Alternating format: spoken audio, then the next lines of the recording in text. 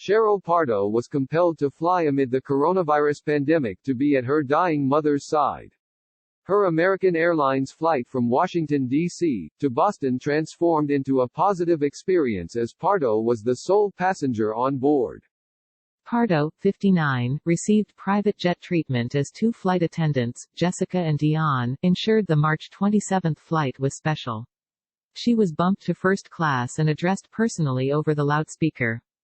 "We have Sheryl as our passenger today," flight attendant Jessica announced over the loudspeaker as Pardo cheered. "Living it up in first class, mama. Everybody shout out to Sheryl, the only passenger on the plane."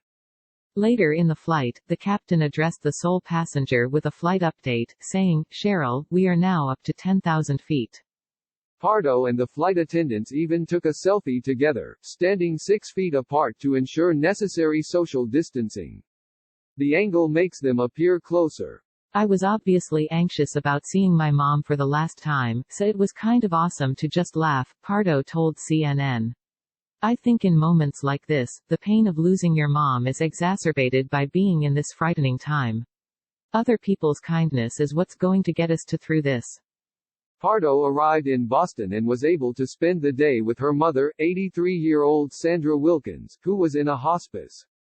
"This is not a tragic situation, because my mom had dementia and had really been declining," Pardo said. "She was living in a stage of life she would not have wanted prolonged, and she was in hospice."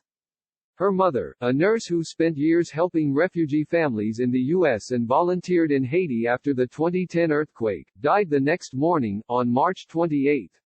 Pardo and her family are planning a memorial for their mother in the summer. She returned from Boston on a 10:30 flight the same night she arrived, once again the sole passenger. "It's been fun to have people care about this story and to get to elevate the flight attendants who have a really hard job and who I'm sure scared going to work right now," Pardo said. "I want them to know how much it meant to me.